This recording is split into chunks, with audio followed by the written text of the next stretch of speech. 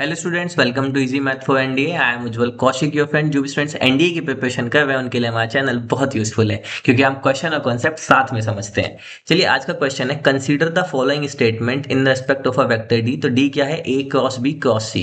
तो पहला, D is coplanar with A and B and D is perpendicular to C. तो चलिए सबसे पहले कॉन्सेप्ट समझ लेते हैं, जो भी कॉन्सेप्ट हमारे यूज होने वाले हैं।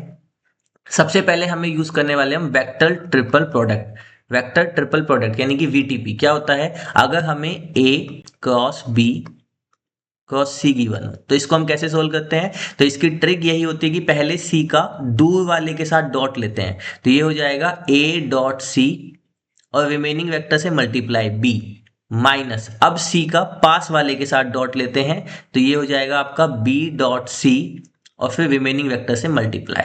तो ये होता है हमारा वेक्टर ट्रिपल प्रोडक्ट। ठीक है। अच्छा, यहाँ पे डॉट नहीं है, मैंने कंफ्यूजन मत हो जाना, यहाँ पे डॉट नहीं है, सिंपल वेक्टर मल्टीप्लाई होगा। बी डॉट से एक स्केलर क्वांटिटी आएगी तो उसका ए वेक्टर के साथ मल्टीप्लाई होगा।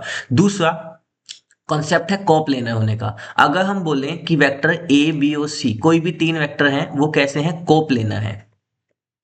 अगर तीन वेक्टर कोप्लेनर होते हैं तो किसी भी एक वेक्टर को रिमेनिंग दो के लीनियर कॉम्बिनेशन में लिख सकते हैं। तो यानी कि हम यहाँ पे सी वेक्टर को कुछ अल्फा टाइम्स ए प्लस कुछ बीटा टाइम्स बी वेक्टर ऐसे लिख सकते हैं। या फिर हम बी को लिखना चाहें तो इसी तरह से हम कुछ और स्केलर ले लें, तो C1 टाइम्स ए प्लस C2 टाइम्स बी लिया है तो यहाँ पे सी आ जाएगा। ठीक है। इसी तरह से हम अगर ए को लिखना चाहें तो ए को भी कुछ और अगर हम स्केलर लें तो यहाँ पे हम K1 times B plus K2 times सी।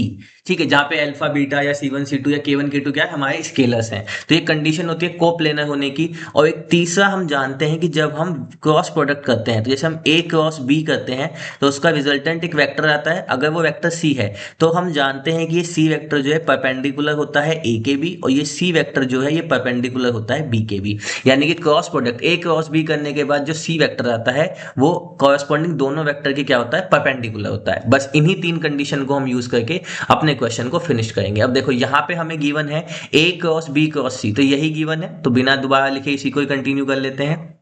तो जब इसको ओपन करेंगे तो आएगा A dot C B minus B dot A. अब पहला है D is coplanar with A and B. तो देखो यहाँ पे कंडीशन क्या है? कंडीशन क्या है कि डी ए और बी ये क्या है? ये कोप्लेनर है। अगर ऐसा होगा तो हर एक वेक्टर रिमेनिंग दो का लीनियर कॉम्बिनेशन होगा। तो यहाँ पे जो ये ए बी ये था, ये किसके इक्वल है? डी के इक्वल है। तो डी इज इक्वल टू क्या है? A dot C B minus B dot C A. तो हम यहाँ पे देख पा रहे हैं, अगर आप यहाँ पे ध्यान दें तो ए डॉट सी क्या है? This is nothing but scalar. भाई डॉट प्रोडक्ट करने पे स्केलर क्वांटिटी आएगी। फिर से बी डॉट सी क्या है? ये भी एक स्केलर क्वांटिटी है।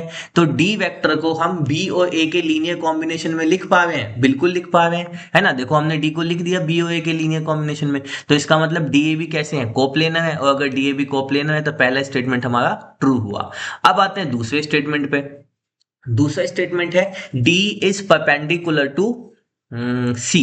अब देखो, हमें D गिवन क्या है? अगर मैं यहाँ पे कंडीशन 2 के लिए कहूँ, D गिवन है D is equal to A cross B cross C. अब देखो D इज इक्वल टू, अब A क्रॉस B का रिजल्टेंट मान लेते हैं कुछ E वेक्टर आएगा। भाई क्रॉस प्रोडक्ट में दो वेक्टर का रिजल्टेंट वेक्टर ही आता है, तो हमने वो वेक्टर E मान लिया और C मान लिया। तो D क्या है? D basically E cross C से मिलके बना है। तो हमने अभी देखा था, यहाँ से अगर A क्रॉस B C के इक्वल होता है, रिजल्टेंट उन दोनों के परपेंडिकुलर होता है। तो D E के भी परपेंडिकुलर होगा और D हमारा C के भी परपेंडिकुलर होगा। अगर ये नहीं दिख रहा हो तो मैं इसको इधर कर देता हूँ। तो D हमारा C के भी परपेंडिकुलर होगा। अब यही तो उसने कहा था कि D C के परपेंडिकुलर है क्या? हाँ बिल्कुल है। कैसे किया हमने? A क्रॉस B की हेल्प से हमने इस A क्रॉस B को एक नया वेक्टर E मान लिया थोड़ी देर के लिए। तो बेसिकली D क्या है? E क्रॉस C से मिलके बना है। तो अगर D E क्रॉस C से मिलके बना होता है तो D E के भी परपेंडिकुलर होता है, D C के भी। तो यहाँ से आ जाएगा कि D is perpendicular to C। तो दोनों ही स्टेटमेंट ट्रू है।